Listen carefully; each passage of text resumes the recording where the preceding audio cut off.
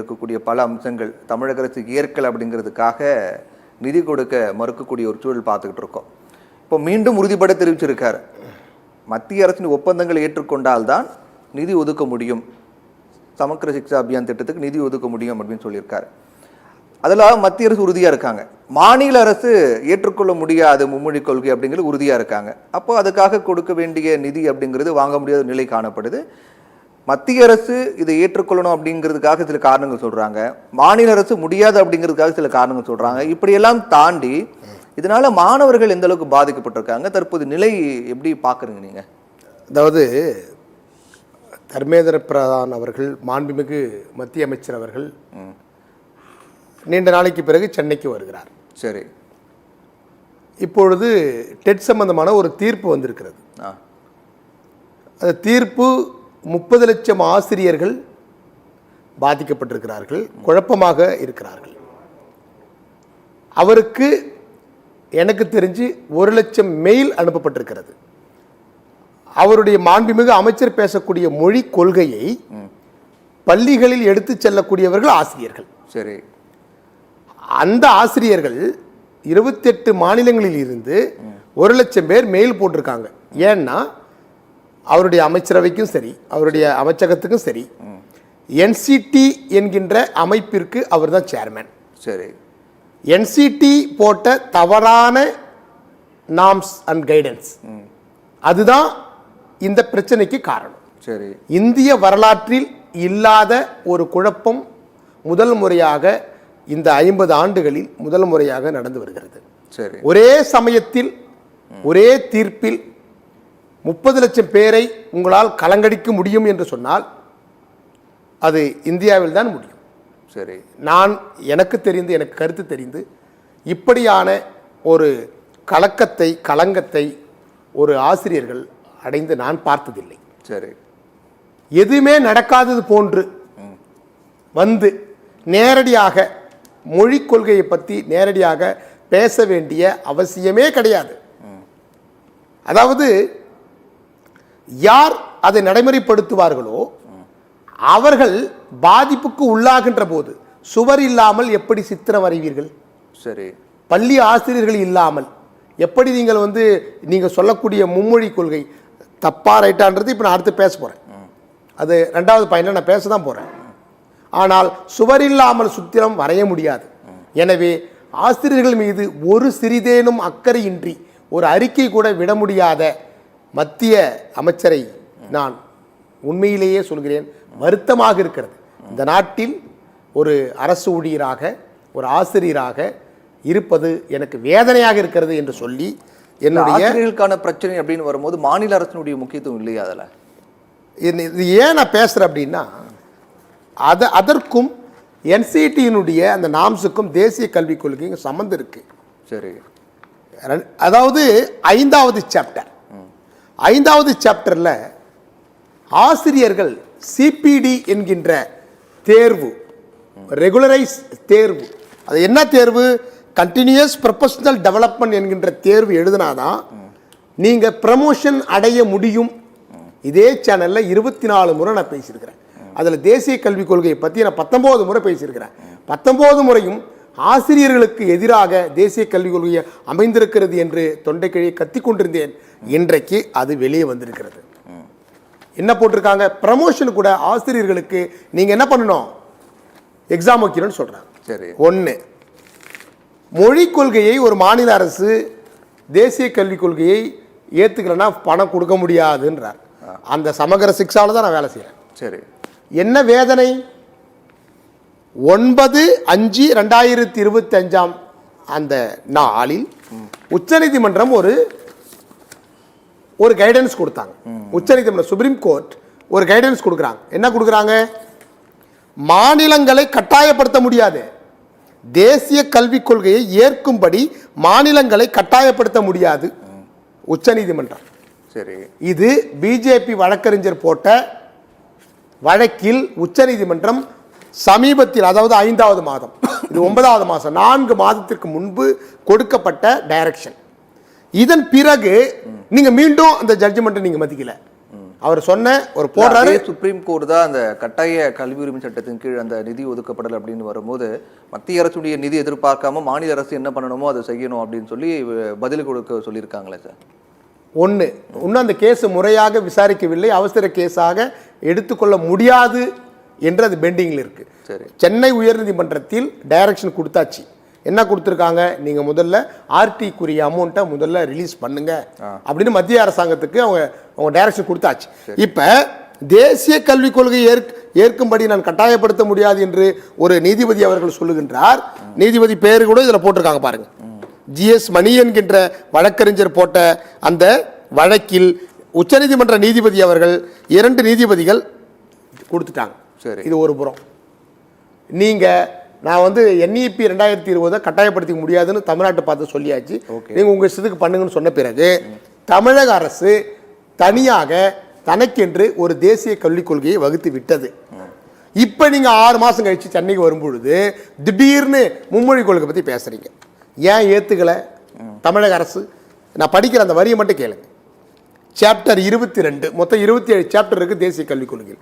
22வது சாப்டர்ல மும்மொழி கொள்கையை பத்தி இவங்க 2 வரி கொடுத்திருக்கிறாங்க. சரி, ஏன் தமிழகத்திற்கு அது பொருந்தாது, ஏன் மாநில அரசு அது ஏற்றுக்கொள்ளவில்லை? ஒரு காரணம் 1963 அலுவல் மொழிகள் சட்டம். இதே மத்திய பாராளுமன்ற சட்டத்தின் பிரகாரம் நீங்க இருமொழி கொள்கையை நீங்க நடைமுறைப்படுத்தி கொள்ளலாம் என்று சட்டம் இருக்கிறது. அந்த சட்டத்தை அவங்க ஃபாலோ பண்ணிட்டாங்க. இது ஒரு காரணம். இன்னொரு காரணம், தேசிய கல்விக் கொள்கையில் 22வது சாப்டர்ல 15வது பாயிண்ட், கலாச்சார முக்கியத்துவம் வாய்ந்த பல்வேறு துறைகளில் பெரும் பங்களித்த சமஸ்கிருத மொழியை, இங்கதான் பிரச்சனை ஆரம்பிக்குது. இந்தி கிடையாது, சமஸ்கிருத மொழியை அனைவரிடமும் கொண்டு சேர்க்க வரையறுக்கப்பட்ட ஒற்றை வழியில் அல்லாமல் பள்ளிகளின் வாயிலாகவும் பயிற்றுவிக்கப்படும் மும்மொழி பாடத்திட்டத்தில் ஒரு மொழியாக மட்டுமின்றி உயர்கல்வியிலும் பயிற்றுவிக்கப்படும்.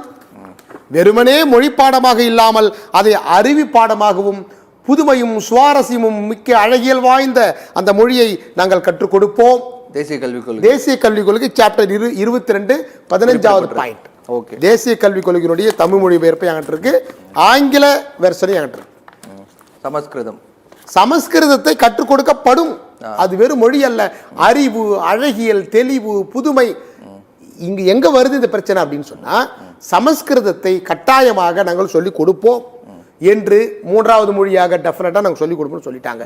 சொல்லிட்டு இங்க மும்மொழி கொள்கை அப்படின்னு வரும்போது சமஸ்கிருதமோ இந்தியோ கட்டாயமாக கத்துக்கணும் அப்படின்லாம் இல்லையே சார். 3வது மொழி, இந்திய மொழி, எதையும் ஒரு மொழி கத்துக்கணும் அப்படின்னு சொல்லப்பட்டது.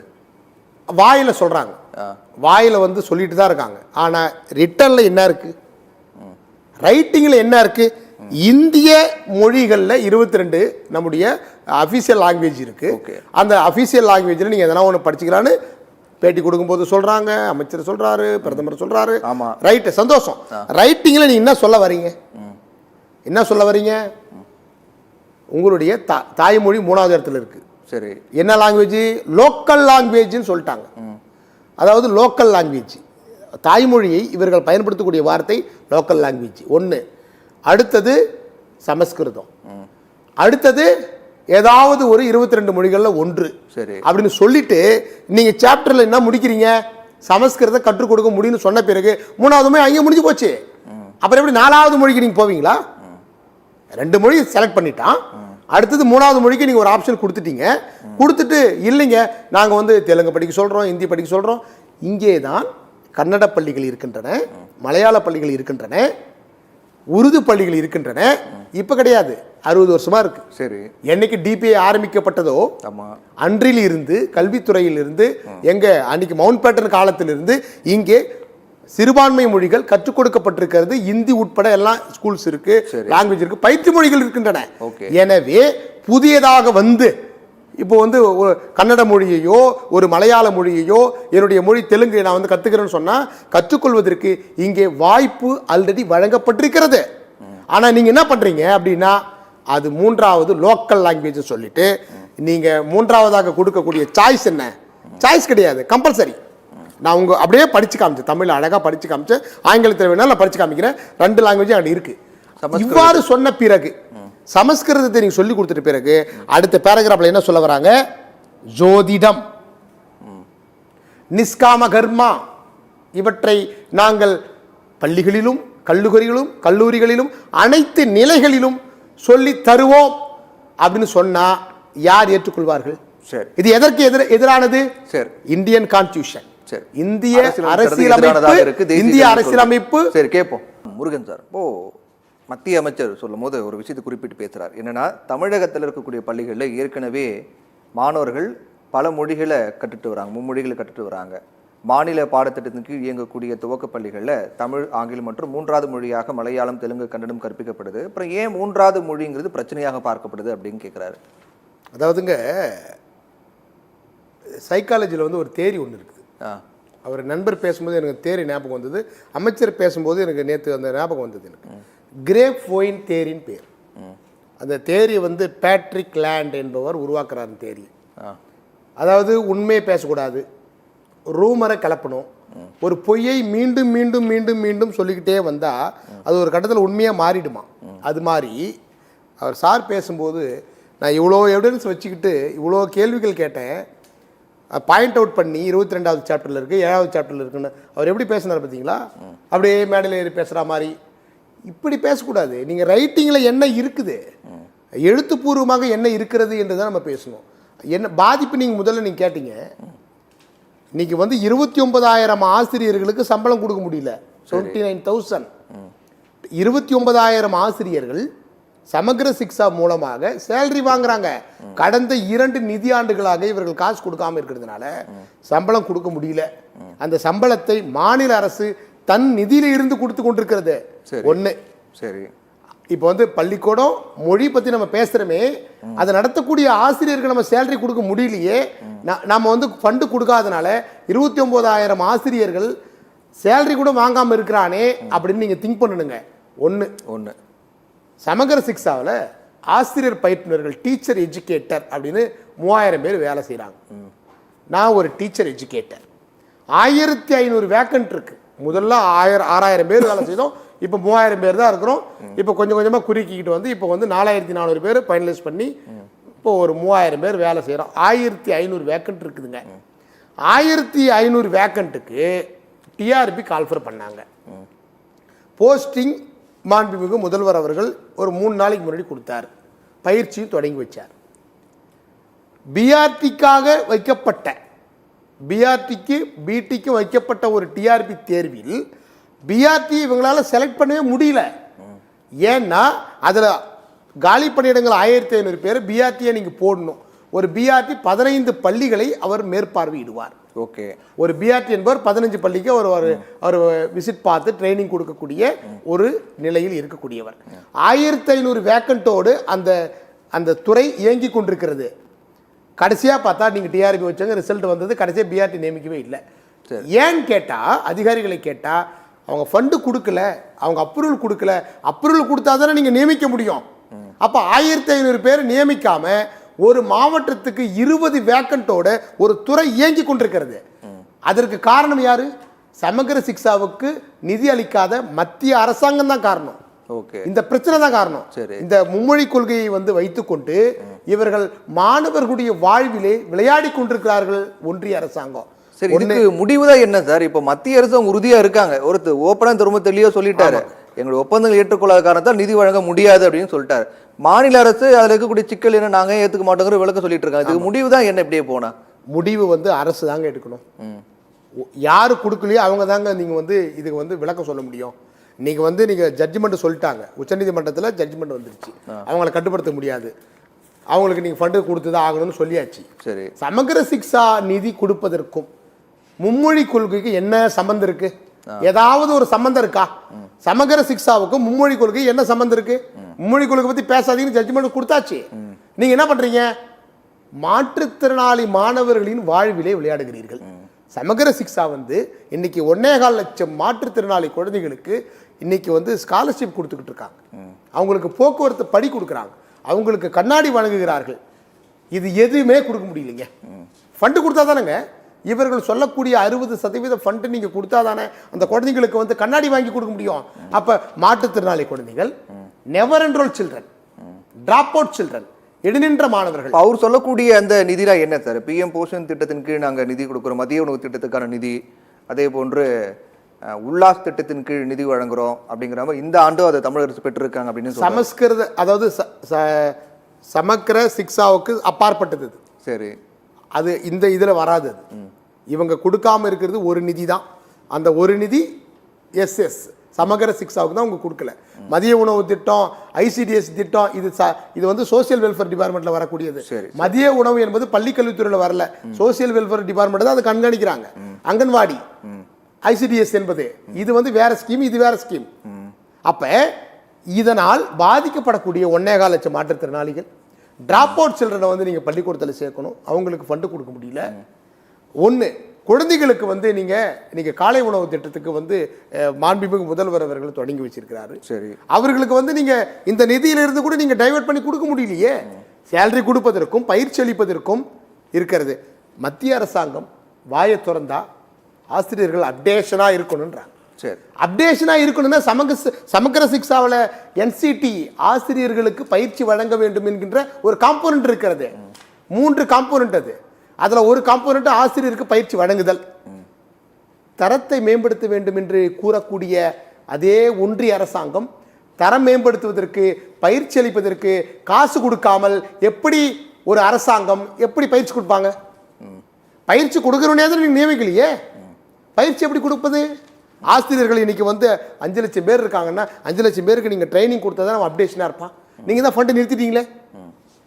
மாணவர்கள், ஆசிரியர்களுக்கு புதுமையான பயிற்சிகள் எதுவுமே கொடுக்க முடியாம தன்னால் முடிந்ததை மாநில அரசு 2 நிதியாண்டுகளாக அவங்க பேர் பண்ணிட்டு இருக்காங்க காசு. சரி, கேட்போம், அவர்கிட்ட கேட்போம் சார், கேட்போம். இதற்கெல்லாம் அவர் பதில் சொல்லணும்.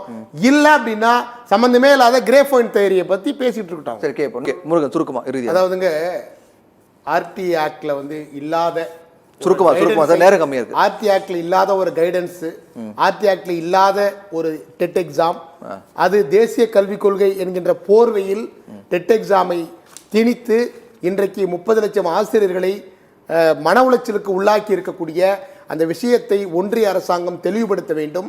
உடனடியாக அந்த தேர்வை ரத்து செய்து எந்த கொள்கைக்காக, எந்த மொழி கொள்கைக்காக நீங்க பாடுபடுகிறீர்களோ அதை நடைமுறைப்படுத்தக்கூடிய ஆசிரியர்கள் எனக்கு மன உளைச்சலில் இருக்கிறார்கள். அதை பற்றி யாரும் வாய் திறக்காமல் ஏதோ ஒன்றை பேசிக்கொண்டு அரசியல் செய்வதை விட்டுவிட்டு உண்மையிலேயே மாணவர்கள் மீது அக்கறை இருந்தால் எஸ்எஸ்ஏ நிதிக்கு நீங்கள் 2 நிதியாண்டுக்கு கொடுக்கக்கூடிய 6000 கோடி முதல்ல விடுவீங்க. அதே போன்று உச்சநீதிமன்றம் தேசிய கல்விக் கொள்கை என்கின்ற அந்த புரோகிராமுக்கும் மும்மொழி கொள்கைக்கும் மே மாதம் முற்றுப்புள்ளி வைத்து விட்டார்கள். எனவே அதை பேசாமல் விட்டுவிட்டு நீங்கள் 30 லட்சம் ஆசிரியர்களை பற்றி கவனம் செலுத்துங்கள். டெட் எக்ஸாமில் பாதிக்கப்பட்ட ஆசிரியர்களுக்கு விரைவில் நீங்கள் வந்து நீதியை வழங்குங்கள்.